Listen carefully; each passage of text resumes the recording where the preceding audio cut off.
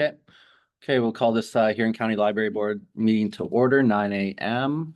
on Wednesday, November 12th, 2025. Just so everyone's aware, meetings are available live through Zoom and recordings may be posted online on County of Huron's YouTube channel. You may be seen or heard as part of these broadcasts, and your name, comments, and/or presentation materials will become part of the public record. At this time, I will look for the approval of today's agenda. Do I have a mover, please? Sydney moves, seconded by Patricia. Any questions regarding the agenda? Not seeing any hands. Call the question. All in favor? Carried. Does anyone have a conflict of interest they wish to declare at this time? Not seeing any hands. Move forward to minutes of the previous meeting. Looking for a mover and seconder that the minutes from the previous meeting of October the 8th, 2025 be adopted as circulated. Do I have a mover? Helena moves, seconded by Jane seconds. Okay. Any questions regarding those minutes? All in favor? Carried. Moving right along to presentations, West Team update, and our good friend Danielle is here to provide an update. So Danielle, please. Thank you. Hi, everyone. Good morning. Thanks so much for having me. So to start things off, if you want to go next slide. I'd like to introduce you or reintroduce members of the West Team. So we have Rachel, Avery, and Nicole here. Rachel and Avery have been in their full-time positions for a few years now, but most recently we were able to create a new full-time position on the West Team after we had some movement on the team. And Nicole has moved in from part-time to full-time, so that's really wonderful. I'm sure you all know, but having somebody in a full-time position just allows them to really immerse themselves in the work that we're doing. And Nicole's just been such a great asset to the team, so having the three of them in full-time roles is really wonderful. Next up. Next slide. Oh, great. We have Margot, Alina, and Michelle here. And then not pictured, we have a new branch assistant who I can't yet share, but that will be joining the team in the next week or two, as well as our three student pages, Veda, Naomi, and Kaylin, who are a little camera shy, so you don't get to see photos of them, but they're definitely important parts of the team as well. Next slide. I also just wanted to highlight the fact that we've hosted a number of co-op students over the last couple of years. While not official employees, they definitely make a big impact on the library. So we have 3 from the high school, and then recently as well, 1 from a college library technician program. So whenever I have the opportunity to host students, I definitely say yes to that. It's really great having their feedback on library things and having their involvement, and I hope that it helps them to kind of go back into the schools and be kind of champions for the library. So that's been really great. And I could not do our presentation today without making note of the retirement of Reg Thompson.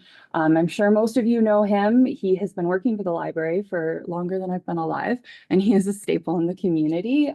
He is honestly just a joy to work with. I think everyone knows him for the monumental impact he's had on local history and genealogy in the community, but amongst the team, it's definitely his quick wit and sense of humor that we all miss whenever he pops back in and has kind of a funny story to really appreciate it. So he has retired as of the end of the summer and is greatly missed amongst the team. Next slide. So just taking you into the Goderich branch. So if this video I wanted to share was created by Kaylin before she became a student page. She had a school assignment where she was supposed to share her favorite place. If you click, it should start playing automatically. I am not prepared for that. Give me a second. Yeah, I might not play from the PDF. Oh, it's a PDF. Yeah. If I play it, is that? Yeah, you give it kind of. Yeah. Okay. I'll see it. You'll be able to see. I'll flip it around a little, and then of course we can send it out. But I just thought it was a really wonderful look at the library from her perspective. In the door, immediately greeted by the incredibly friendly librarians working at the front desk. Further in, I am enveloped by the smell of old books as I enter the shelves packed with volumes. There is a quiet murmuring coming from the lounge on the other side of the room. It is peaceful, the perfect atmosphere to curl up on the window-side cushions with a good book. Young kids happily play with the colorful toys in the corner, while older ones eagerly browse the comic section. The books on the shelves seem to pull me toward them. So many possibilities in the well-thumbed pages. It is almost impossible to choose just one. Should I choose a fast fantasy novel or a slower romance book? After I finally choose, I check out the books, scanning my shiny card to take home another week's worth of enjoyment. Love it. I mean, it's Yeah. just so cute. Every time I watch it, I'm just like heartwarming. Smell of old The books. smell of old books and just her panning around to the things that she wanted to highlight from the section, I just thought was so cute. Needless to say, when she applied to be a student page a little while later, I was pretty excited Yeah. about it. So yeah, she agreed that I could share this with everyone. Our next slide. One of the exciting things that we have happening at the Goderich branch is the makerspace. And a lot of this came out of some of the work that we've been doing with the McCall-McSpain Foundation and just bringing that new technology. I think the makerspace is amazing, but I think it can be helpful when you get to kind of see what is being created and what is coming out of that over the last year in the branch. So our next slide just highlights the fact that we did have our official open house on June 14th. So the rollout began at the end of the last year, and we kind of did a soft launch where we slowly started letting people know about the technology, started showing people how to use it, really got into using virtual reality before we kind of moved into running things on the scale that we're running them now. So over 300 people attended our grand opening and book sale. And from that, we went from having, you know, a few people who were signing up for certification, learning how to use the technology, to certification classes that we're running 3 times a week. And I'd say we're booked probably 3 weeks to a month out at any given time right now. That's just how popular it's been, having folks come in to learn how to use the technology. For our next slide, I have a few examples. Oh, and with it being a PDF, you won't be able to see, unfortunately, but on the left here, we have a small video that I'd embedded, and it's from a local business that's opened in the past year called Salt Mine. They make fantastic ice cream. If you haven't had it, you definitely need to. And I think this is a really great example of what a makerspace can do for the community, because instead of having to go out and purchase a Cricut to make all of this really beautiful signage for her business, she was able to come in, be certified, learn how to use our equipment, and then has been coming in regularly to make all of these pieces for her business. And I think that when you see the signage out at the market, you see that like polished, finished product that access to a makerspace is able to provide for somebody.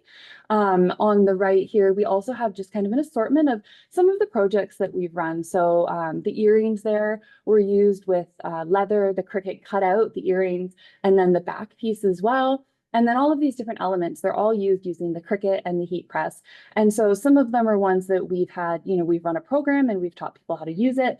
There's a few where folks have made things on their own and shared it with us. So it just kind of gives you an overview of what that item in the makerspace can do.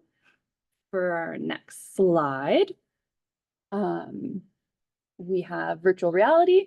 So this one is really popular amongst our teens. We have, like, after school, those headsets are just pretty much going out and coming back in and getting charged and going out again.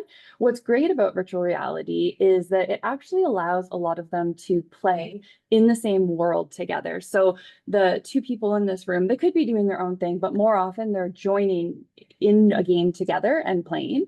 It's also a really great exercise. Truly, the result of this is that we need a water fountain installed, because we're constantly having them to come down like dripping in sweat after playing VR for a bit. So they're really getting a good workout. They're collaboratively gaming. And I think it's just great that it's bringing in a different demographic of folks into the library and giving something really specific for teens to do. Our next slide highlights the 3D printer. Again, the 3D printer, when you kind of hear of it, it's like, oh, you're making something out of plastic, but what could that really be? On the bottom, you can see here, we'd lost some of the pieces for our operation game. So we were able to use the 3D printer to replace those plastic pieces.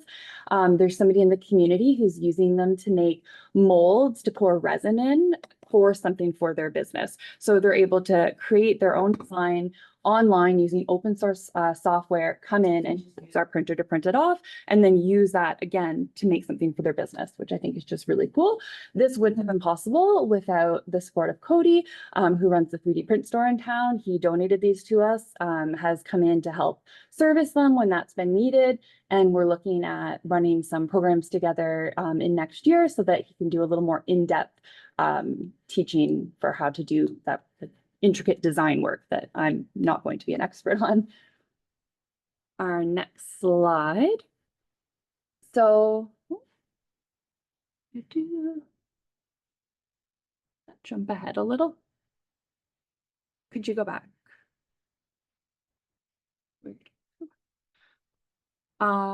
So jumping into some of our programs. So I'm not going to talk about them all because we'd be here all day, as much as I love to chat about all the things we have going on.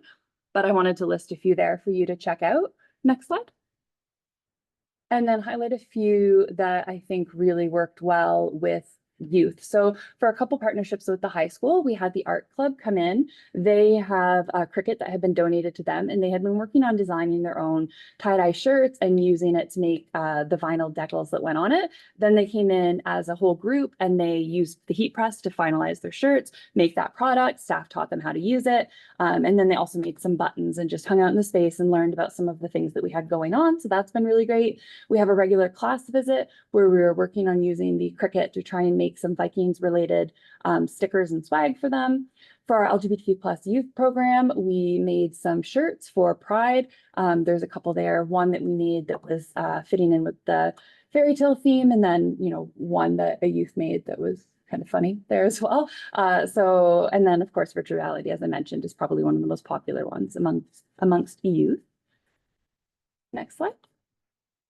Another program that came out of the McCall-McBain funding was our Nerf kit and Nerf After Hours. So this was something that West Team helped develop and then that now has rolled out to all the other branches. And it just gives youth an opportunity to come into the library after hours. We have areas that are open that they're normally not able to access. We have targets set up, disco lights, music blasting, and it gives them an opportunity to kind of run around, shoot at each other, shoot at targets, and just have a good time all over the library. Again, programs like this bring in kind of a different group of youth often, and sometimes something like this is their first interaction with the library. And then from then we start to see them come back, which is really cool. Our next slide. Mario Kart Tournament is another example of programs that we've been running that with the McCall-McBain Foundation funding, other branches are now able to have this opportunity as well. So we've been running a couple of these a year for the last probably 3 years, and they always draw in a really big crowd, and it's a chaotic but super fun day for everybody. Our next slide. And then I just wanted to highlight a couple partnership programs we ran. So working with the town of Goderich for Winterfest, as you may know, there was a big Taylor Swift movement over the last year with the Eras Tour.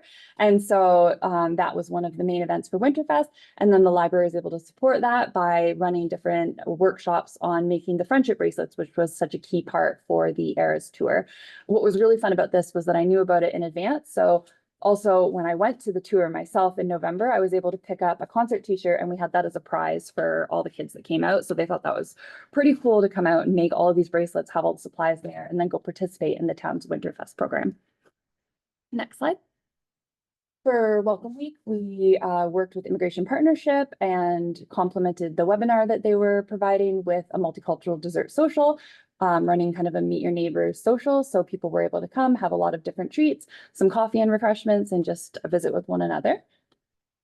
Next slide. And then also, this is just an example of us taking the virtual reality out to the high school. So for their multicultural day, we actually brought the VR and set up a travel program. So you could pick a different destination, put the VR unit, and just be immersed in whatever place the students chose. And then on the right, a partnership with Maitland Valley Family Health, where they're a big advocate for the benefits of Nordic walking poles. We have those on loan from the library. So we had one of their experts come out, teach a big group of people how to use it, make sure they understood how to have the poles at the right height. And then they were encouraged to be able to borrow them from the library to continue using that at home. Our next slide just highlights our summer scavenger hunt. This has been something we've run for the last 3 years in the different parks. So families are encouraged to go try and find these decorated bricks at all of the different parks throughout town. What's really fun about this is the number of families who come back and are just overwhelmed by the number of parks we have. Every time we have comments of, I did not know we had this park. I've lived here for years and I didn't know about that. So I think it's a really great way to highlight all of that green space that Goderich has and encourage people to kind of get out and get active. And our next slide here is just our adult craft night. So adult craft night was something we started kind of right at the beginning, coming out of the pandemic when we were running programs, just starting to run programs again. And it's one that we've consistently heard comments from people participating about how impactful it is in reducing social isolation. We hear things like, I haven't got out of my home this month. This is like the only thing I've been able to do. Or, you know, it's so great to have this for free for a date night for us. It's so great to be able to meet new people and kind of have that like low pressure way of meeting community. Because really we're teaching them how to do something, but it's not a, you have to follow it step by step. It's a, here's the activity, let me walk you through it. And then they just are crafting and chatting amongst each other the whole time. So it's a really fun community. It's become so popular that we had to expand it to 20 people. And when we open the wait list every month, we have phone calls and we now have people who set their emails for like 12:01 to email us on registration day. So that kind of just speaks to the demand that the program has, which is pretty cool. And then our last program is just the most recent Canadian Library Month business promotion. This was our second year. Oh, sorry, next slide. Was our second year running this program where we reached out to local businesses and we were able to create this really fun partnership where if you showed your Huron County Library card, you would receive some kind of discount or benefit at their business. And then on the flip side, in the library, we had a full display promoting all of these things. We're chatting about the program, hopefully encouraging folks to get out and check out some of these businesses. And then you'll see here a bunch of photos from our online social media promotion where we had staff that visited a lot of these businesses and took some fun photos with the library card, just highlighting and encouraging folks to check them out. Again, this is one where it's really nice because we often hear people say, oh, I've been meaning to check it out. I'm going to go now because there's a discount, or I didn't even know about that business. I didn't know we had rock climbing or something. So it's been really cool to hopefully highlight these and encourage people to get out and shop local. Our next slide is just going to bring us, oh, okay, that moved around, to our Goderich space updates. Next slide. So if you visited the Goderich Ranch recently, over the summer, you would have found that they painted the pillars, the awning, the windowsills.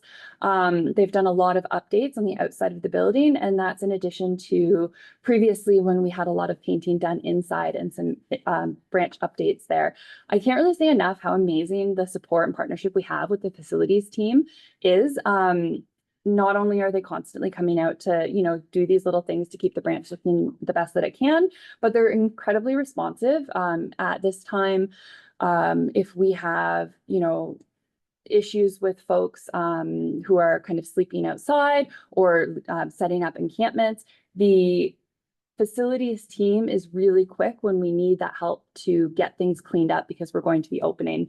And, you know, we've got things that have been spilled and we need pressure washing, or we need, you know, boxes packed up and things like that. So I just really, I'm grateful to all the work that they do. Our next slide just highlights a few things that are upcoming. So when I made this, the windows were going to be replaced. We've had a number of them that has just been finished. You can kind of see a couple examples of why we were doing some of the updates. We're in the midst of selecting new carpet for the main floor. So that's going to be really exciting. Ours sadly has a few bumps and tears and is in need of replacement. So that's going to be a project upcoming in the next year. And then something potentially that we're looking at is some repairs to the tin ceiling on the upper level, which unfortunately the paint has been letting go of. So we've been working together just to kind of figure out what that might look like.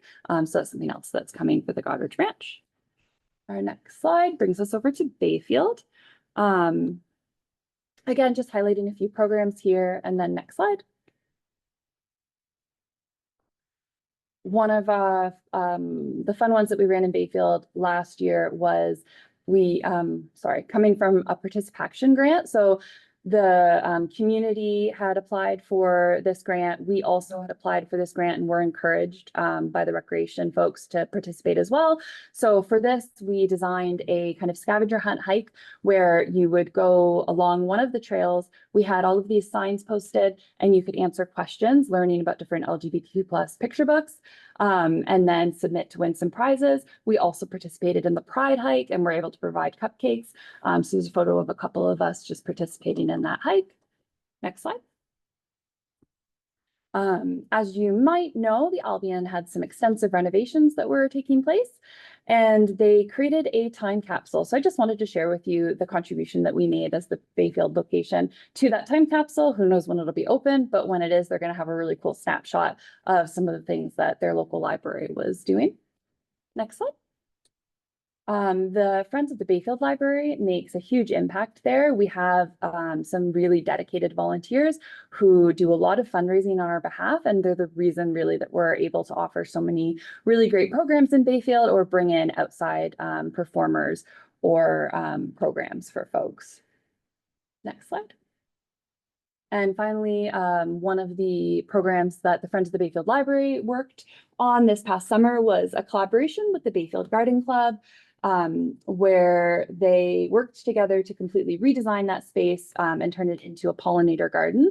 And then they've worked together to keep all those plants alive and keep the garden looking beautiful. So just a really great example of the partnership between, you know, the library, the Friends group, and another local group to help make Bayfield a little more beautiful. And that is it for me. If anyone has any questions. Okay, thank you, Danielle. Does any board member have any questions for Danielle? Patricia? Not so much as a question, but oh my goodness. That was a lot. Yes. So that's awesome. No, that's amazing that there's so much activity going on. That's a lot to keep straight, coordinate, everything. It's just a lot. Thank So, you. good job. Thank you very much. Yeah, we have a really wonderful team, so we've been really lucky. It's awesome. Yeah, and the feel in the library too is you can tell that everyone enjoys their work there, right? Absolutely, yeah. Yeah, so which is important. So because if you enjoy your work, then people enjoy going there. Yeah, Right? absolutely. I think So- so. Yeah. Any other questions or comments? Helena? It's like you've done so much. What's left to do? Well, so many things left to do. But my focus, I think, over the next year is going to just be continuing to really lean in with the makerspace, making sure that staff are refreshing training, continuing to grow their comfort level with it, and then hopefully maybe using that for some new programs or new creative ideas. But yeah. Okay. Any other questions or comments for Danielle? Sydney? Well, I think Helena and Patricia said it already. I can't get over how much programming and work the library has done in the last year. So kudos to yourself and your team. But one thing I want to mention is every time I've been into the Goderich or the Bayfield Library in particular, I can't get over the amount of like youth programming and unique youth programming that the library offers there. I think that's really phenomenal, like especially the Nerf nights that you're talking about, the Nintendo Switch, the VR, the Makerspace. I think there's so many cool opportunities for youth to gather together in that space. And yeah, just I'm astounded by the work you do. So Awesome. Thank you. Thank you. I really appreciate that. In regards to the youth, how many on an average attendance wise are you seeing? Is the word traveling now? I would say we definitely have like a group of regulars Yeah. who it's growing. To the point now, some days where we are having that moment of where do we put them? Like we're running out of space. We'll have all the computers, the laptops out, the VR units out. We're creatively putting people in different places, sometimes relocating folks up to the Sallows Gallery just to make use of that space as well. So I mean, it's a wonderful problem to have, but definitely we're reaching that point when everyone's coming out once where you feel it, it's full. And what are the age ranges, Danielle, for? I would say like that tween to young teen, we for sure have a group of that age group. So, probably 11 to 13, if I were guessing that. And then we have a group of kind of older ones that are cycling through, not necessarily in that like rush after school, Yeah. but where we'll have a group that'll just like set up in an area and like play a board game or have their computers out and just be kind of more low key Yeah. using the space, I guess. Okay, awesome. Okay. Any other questions or comments? Not seeing any hands, so I'll go to the recommended motion that we receive the presentation from Danielle titled West Team Update as presented for information. Do I have a mover, please? Sydney moves, seconded by Helena. All in favor? Carried, thank you. Next on the agenda is board member comments. Does any board member have any comments they'd like to make this time? Jane, please. Good morning, everyone. I was the member for Huron County for the OLA semi-annual meeting. And this dovetails beautifully with Danielle's presentation. At the round table, there was a big discussion on some of the members in the meeting really wanted the library to go back to just books and classic books. And actually one member actually said, you know, this welcoming space and this technology and this emphasis on youth is all lovely, but unless we get back to books and books only, I just don't understand where people are coming from. So I just wanted to say that in Huron County, I think we've done a wonderful job of addressing the needs of the communities and like within our larger community and really providing programming and welcoming spaces. So I had to respectfully disagree with that member that the library could be only books and only classic books at that. I appreciate you sharing that, and I appreciate that you respectfully disagreed as well. Because, you know, far too often I hear, like just from the town that I'm the mayor of, like there's nothing for our youth to do. So it's enlightening to me to learn more about what our library here in the town of Goderich is doing. So when parents reach out to me about, oh, there's nothing for our youth to do, I'll go, well, have you been to the library? There's all kinds of programs there, right? And start advocating on behalf of our library here in the town of Goderich.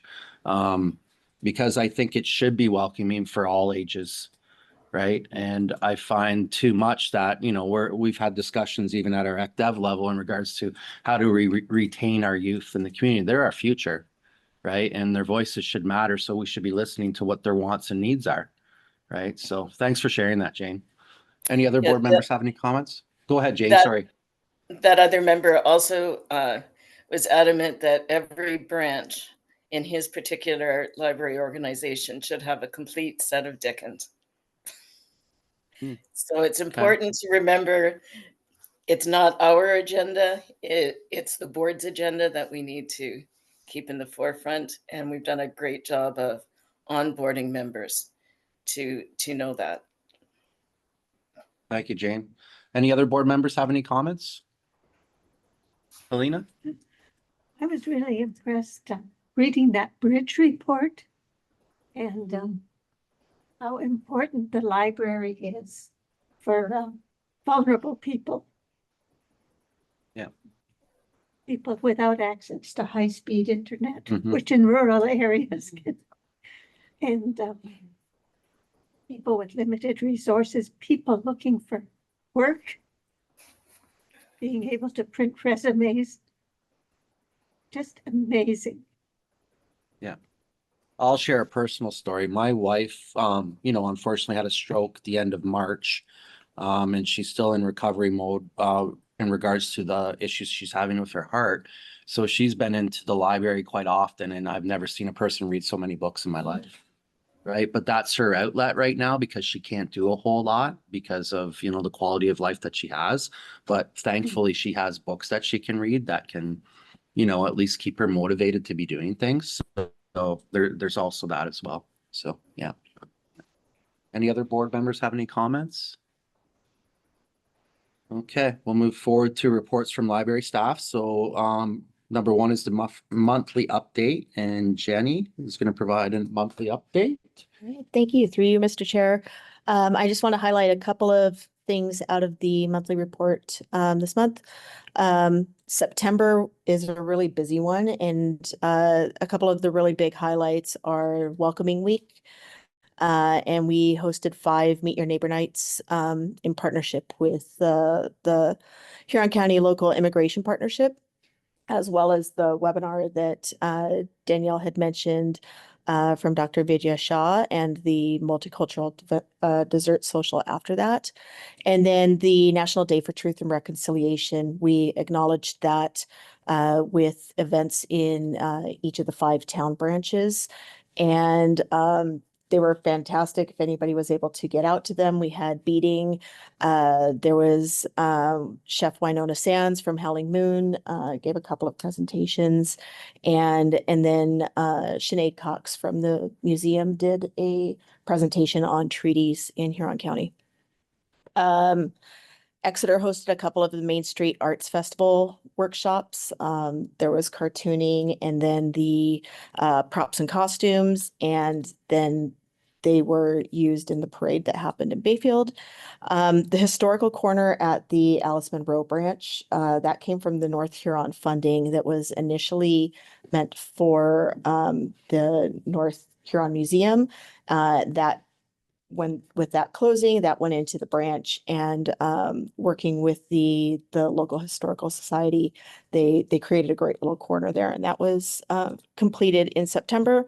And then finally, Beth and a couple of our branch assistants went to a Ruplo training at Nottawasaga, and that is a highlight every year. It's amazing what comes out of that.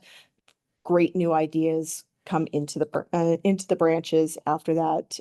Usually staff are very enthusiastic after learning what they do there and getting to talk to other library staff. So that's it. Okay, thanks, Jenny. Any questions for Jenny? Okay, I'll go to the recommended motion that we receive the report as presented for information. Do I have a mover, please? Moved by Warden Heffer, seconded by Patricia. Okay, all in favor? Carried. Up next is the Ontario Library Association Super Conference. Beth, please. Thank you, through Mr. Chair. This is just kind of your annual reminder that the Super Conference is coming up, and it provides registration deadlines for board members. There is the optional board boot camp on the Saturday. It looks like it's maybe a bit of a shorter day than the full day like it has been in the past. But as per usual, if you are thinking about attending, please let me know so that I'm aware and we can include you in some of the things that staff are doing. And if you need any assistance in registering, we can help you with that as well. Okay, thanks, Beth. Where is the conference? I didn't notice a location. Oh, you know what? I didn't include it because it's always in the same location, and I okay. forget to. Well, I'm new, so yeah. It's at the Metro Toronto Convention Center downtown. Okay. The hotels associated, the Delta that's attached to that facility is probably already booked up, but there's the Fairmont nearby, the Sheridan. Yeah. Okay. All right. Great. Any questions for Beth regarding that? Not seeing any hands. Okay, so recommended motion, accept the report as presented for information. Do I have a mover and seconder, please? Jane moves, seconded by Helena. All right, all in favor? Carried. Up next is the Bridge 2023-2024 report. Beth, please. Thank you, Mr. Chair. Through you, just sharing this for information for board members, as Huron County Library is a part of this. So our information is also included in the information that's included in that report. Okay, any questions for Beth? Not seeing any, so I'll look for a mover and seconder that we accept the report as presented for information. Sydney moves, seconded by Helena. Okay, all in favor? Carried. Up next, library technology budget. Thank you. Through you, Mr. Chair. So this report is a follow-up to some service level review that council did in October, where they looked at all of the program areas that are offered at the county, the service levels that are associated with that, as well as expenses and revenues that go along with that.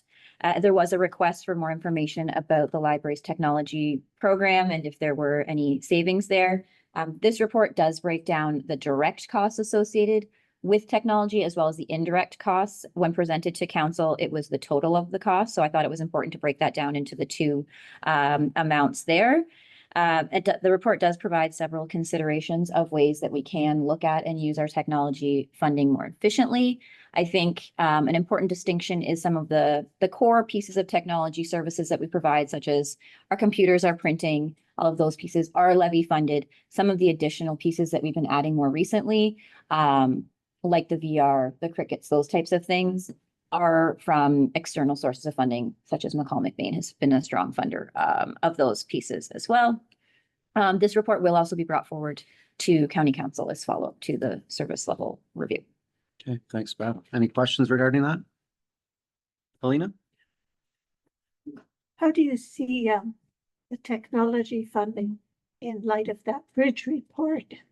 Excuse me. That's how important that is to communities.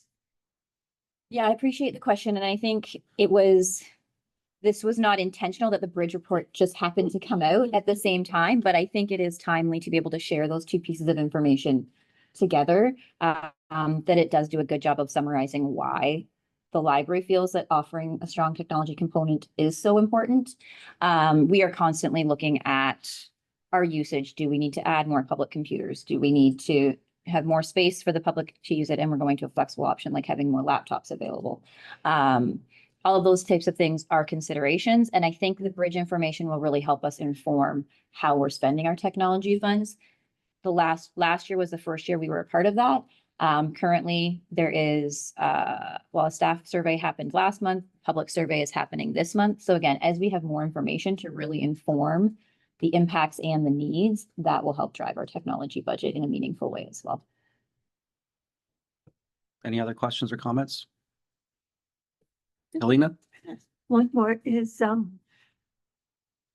people are trying to figure out how to adapt to artificial intelligence, and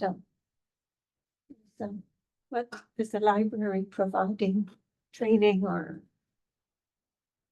experience with using that? Thank you. So through you, Mr. Chair, at this point, we aren't doing anything public facing. We need to first educate our staff with respect to AI. So we do have upcoming, which is still a ways away, but at our next all staff, which is in the spring of next year, we will be having someone speak to staff about artificial intelligence so that they can have a base understanding of what that is.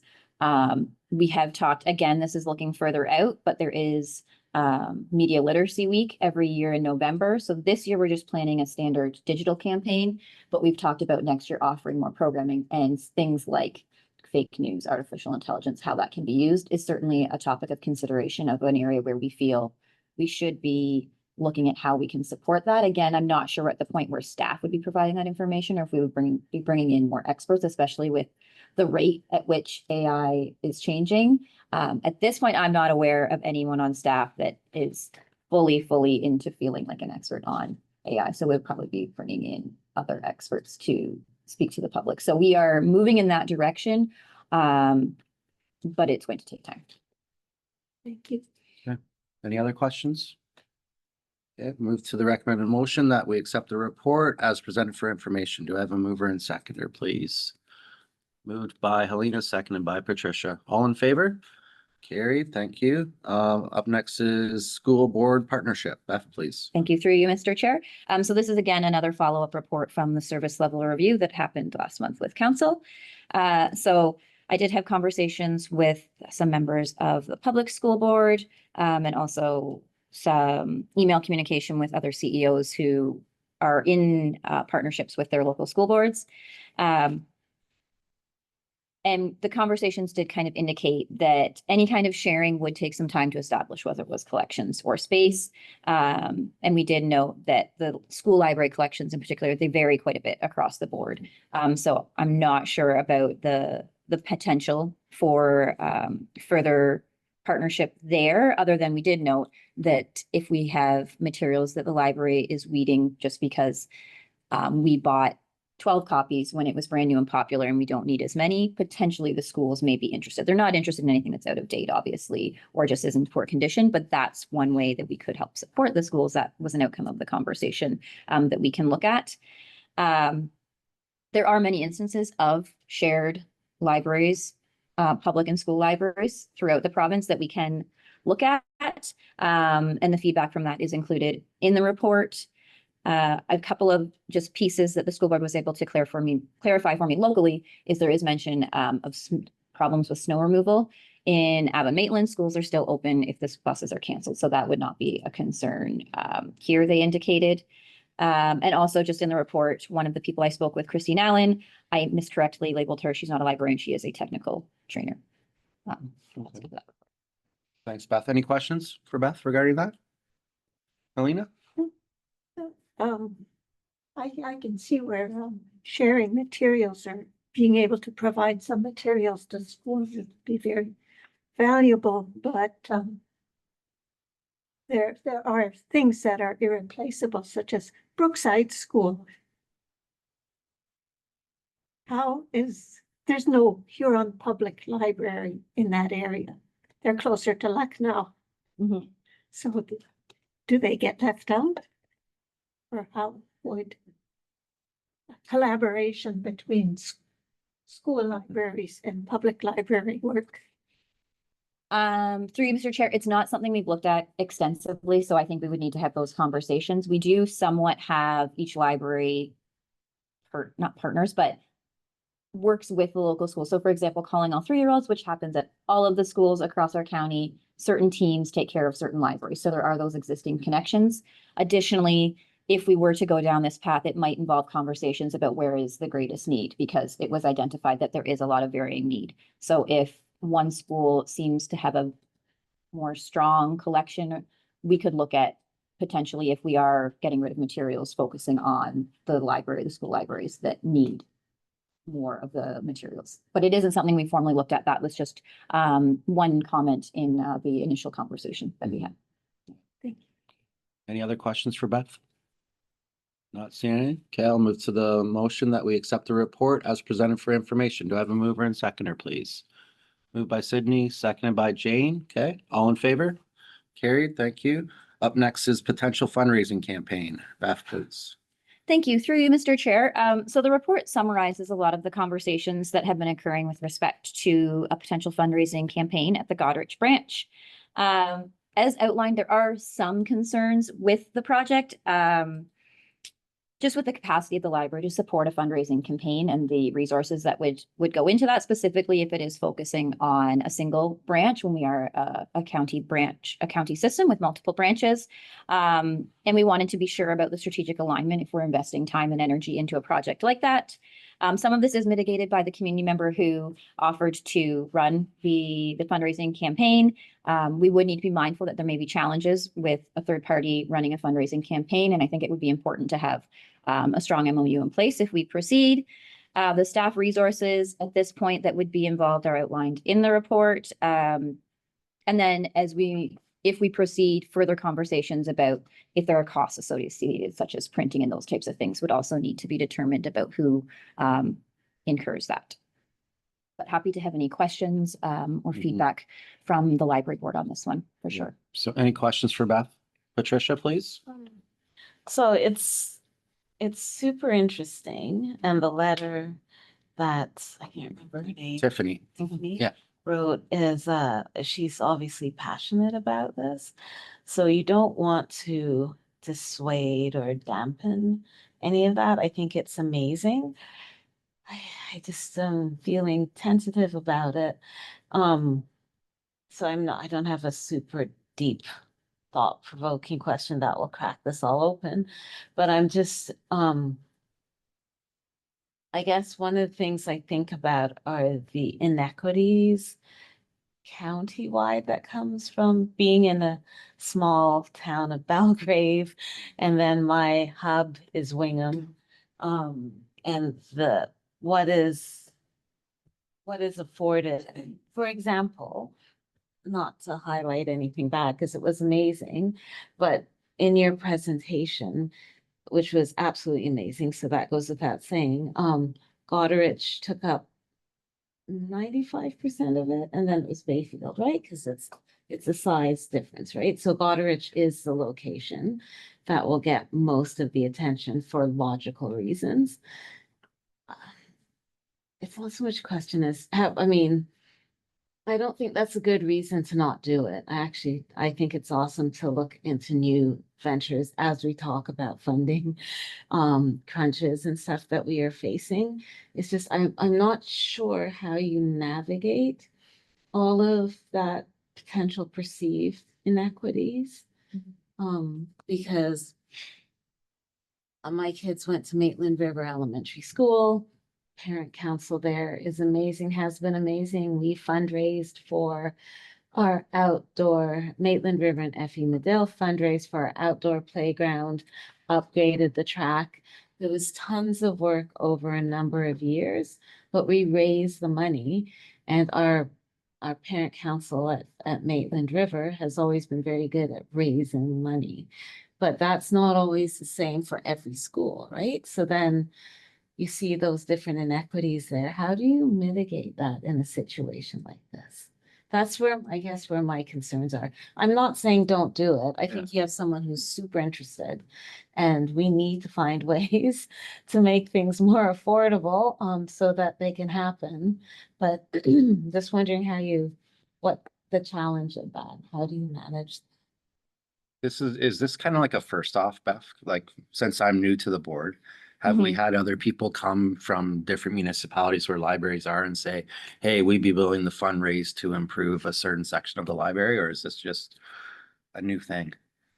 At this scale and in my tenure, Mhm. it's a new thing. We Mhm. certainly always have individuals who make donations that sometimes it's just to the Huron County Library and sometimes they want it to live in a certain branch, but that would be on a much smaller scale and with more of just, here's the donation, use it for the area of greatest need. Yeah. To have something specific at this scale is newer. We have, to somewhat address, which I can't completely, your question, Patricia, we've had very high level initial conversations about how we do better manage. And I've reached out to some local CEOs about how they manage donations within their systems.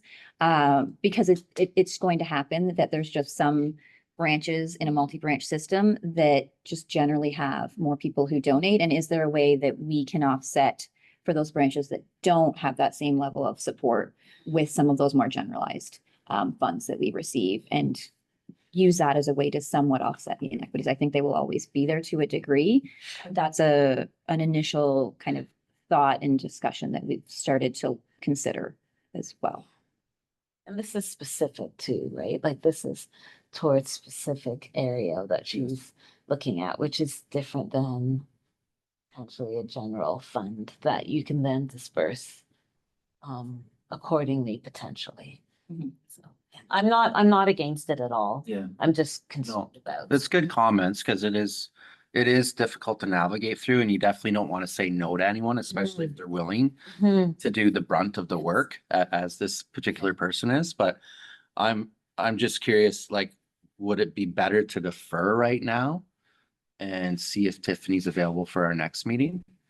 Because I know she did want to attend. She couldn't attend today. She's a physician in the town, so she's in surgery right now. But I know she did express a want to be at the board level to answer questions and provide a presentation on what she's thinking. And I think that might be a better approach, is to provide her that opportunity and then provide the board the opportunity to ask questions or provide comments. And I know Danielle was part of the tour when we went there. And I don't know if you have anything that I don't mean to throw you under the bus here, Danielle, but anything to add from your point of view, working in the branch yourself? Yeah, I guess, well, to your point, I do think like it's something that we discuss, and perhaps actually you've just highlighted that I could have done a better job of highlighting some of the ways, sorry, but some of the ways that we do try and make that bridge between things. So rather than just highlighting the cricket programs, an example of the fact that we have the traveling cricket so that it's getting to all the branches. We do book that in Bayfield, and then we do the certification there. And then we don't have that cricket there. If we wanted to run a program, we'll actually make the pieces in Goderich and then bring pieces. So we definitely do look at kind of how we can have those things come together. And I will say, just in conversations that we have, so the little programming guide that we make in-house for the West team highlights both Goderich and Bayfield things together. And I would say that we have obviously people want to go to their most local branch, but there's a fair number of people that are willing to go between both branches as well. So if there's a program that they see happening. If we're running it in both locations and it's full in Goderich, people will go to Bayfield, and we'll have people from Bayfield pop into Goderich for things too. So we do try and offer some things that are going to be at both, but I would say community members will just take advantage of. I know over March break, I talked to a few people who said like, I went to 4 different branches over March break to attend different programs. So Awesome. that's a piece there. Specifically for this project, I think it's a great opportunity, of course, having somebody who's willing to do fundraising on that kind of scale will make a big impact. And provide us with an opportunity to make some significant updates and yeah, just do some new things that we probably wouldn't be able to do without that kind of support. But I definitely think that it will take a lot of time and effort, and I want to be really thorough and thoughtful on making sure that if we move forward, that we're looking at how we develop a space that works for all ages, how we present it to the community and kind of what we offer. So I think it'll be a big project, but as you said, it's a great opportunity, and I think there's a lot that we'll be able to work with there. Alina, you had your hand up? Yeah, yeah, it seems premature. I mean, this is one individual's vision that it's not based on a needs assessment.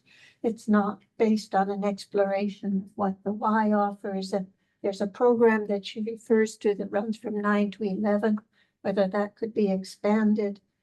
And, you know, it is, and does this align with the strategic plan? And can we use the funding to address the highest priorities as opposed to a particular individual's priorities? So I think there's a lot of questions. There's also a question of there's an ongoing commitment. If you buy puzzles, those pieces are going to get worn and need to be replaced. There's cleaning and organization and maintenance of all of the pieces I think I would be a lot more comfortable with this if it was a lot more flexible. But this individual has detailed examples of what toys and what furniture for basically a preschool area would be appropriate. And I would want to be sure that where this fits into the hierarchy of needs and priorities. Okay, any other comments from board members? Sydney? Well, first of all, I'll say that I agree with everything that's been said at the table so far. I think my biggest concern in reading the report was definitely what Danielle mentioned, though, about what impact does this have on staff's time and their, projects that they were going to work on and might have to work on this instead with regards to processing receipts for larger donations, picking out items to purchase, working to create some of the materials to run this campaign. I think there's a lot of pressure on the team's time there, specifically the West team and the Goderich team.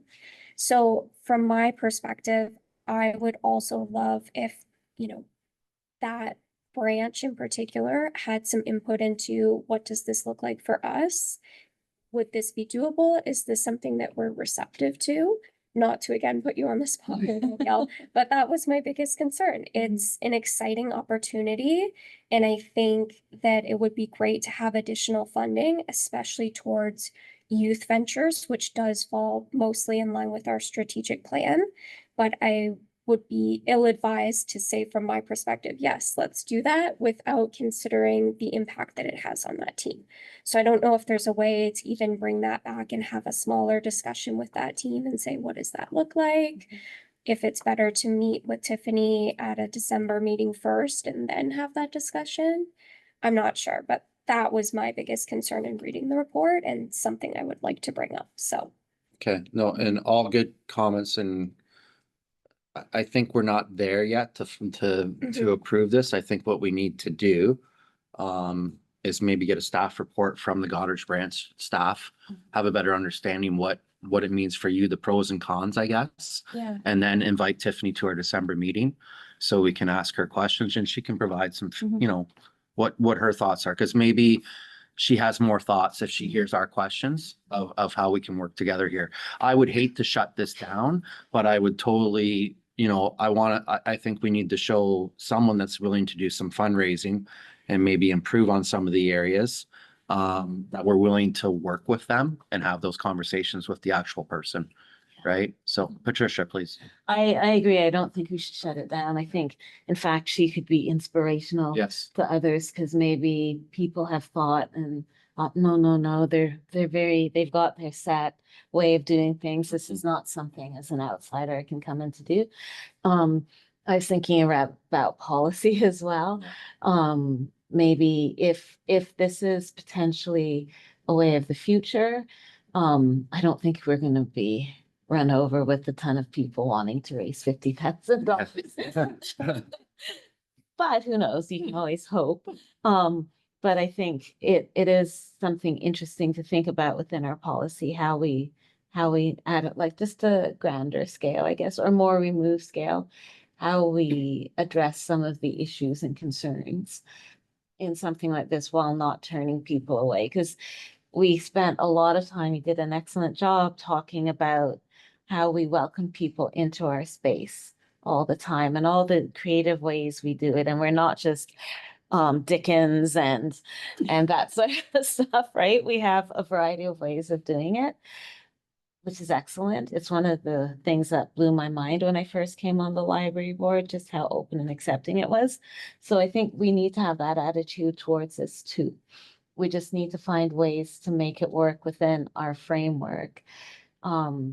And recognize there will always be inequities. We're not going to have someone like Tiffany in every community, but that shouldn't mean that we lose out on a Tiffany because we can't replicate her in every community. So we just have to find ways to make sure it's not completely unfair. Not 6-7, but not completely unfair in its distribution, but not to turn her away or anyone like this. Find ways to make it work, I think, because I was really surprised to see that as part of this agenda package this time, and it was neat. Jane, I want to provide you any opportunity for your comments if you have any regarding this report.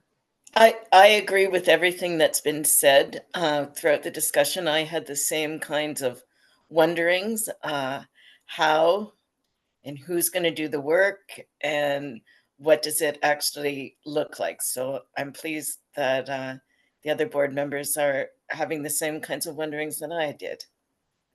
Okay, thank you for that. So Helena, please. I have a question. Yep. There's the recommended motion. Do we have to make that motion or can we? No, the new motion, like I said, we can decide to defer as the motion for a staff report to come back and an invitation to Tiffany to attend our December 10th meeting. So the second part of the motion would be to defer Correct. until we have a staff report. That's right. Tiffany can. Yeah. So basically, if you want, I can kind of put this motion together, or do you want to do it? Go ahead. Write it down. Yeah. Yes, Okay. you should. So recommended motion, it's not the recommended motion anymore, that the Huron County Library Board accepts the report by Beth Rumble, County Librarian, dated November 12th, 2025, titled Potential Fundraising Campaign as presented for information. And further that the Huron County Library Board defers until defers with the staff report to come back to the December 10th meeting and an invitation to be sent to Tiffany to attend the December 10th meeting. Does that sound okay? That was a lot. That was a lot, but anyways, I think we needed all that information, right? So do I have a mover for that? Sydney moves, seconded by Helena. Any questions? Just a comment. Yes. Mr. Chair, Yeah. and I think this is a very appropriate way to handle something like this. And the comments, I'm glad that everybody's been thinking about that since reading it, and I really appreciate that everybody's put some thought into that. So absolutely, instead of rushing into something, getting a staff report back and giving us some more clarity. Mhm. Absolutely a fantastic way to deal with something that we don't want to fluff it off because it's important. Yeah. And, but we want to make sure that everything comes together under the terms that council set out to be the goals of the library. So Yeah. this gives the opportunity to get all that sorted out ahead of our next discussion about it. Yeah, I appreciate those comments as well. I think this was handled properly. Yep. Right, so thank you everyone for your comments and questions. All in favor? Carried. Okay, thank you. Up next is item 7, which is additional November, December 2025 events outside library hours. Beth, please. Thank you, Mr. Chair. This is just for the library board's information. Okay, any questions? No? Okay. Motion is to receive as presented for information. Do I have a mover, please? Patricia moves, seconded by Jane. All in favor? Carried. Thank you. There is no policy review, no correspondence. Item 10 is financial statements. It's all there for you to see. So motion is to receive as presented for information. Do I have a mover for that, please? Helena moves, Sydney seconds. All in favor? Carried. Item 11, we do not have closed. Next meeting is December the 10th, 2025, as we've already discussed multiple times. And we will look to adjourn at 10 a.m. Moved by Warren Heffer, seconded by Patricia. All in favor? Carried. Good meeting, everyone. Thank you. Jane, if you can stay on for our advocacy meeting, if you're available. Yeah, That's great. yes, I'll just need a quick break and I'll be right back. Okay. Can you stay for like a minute before you go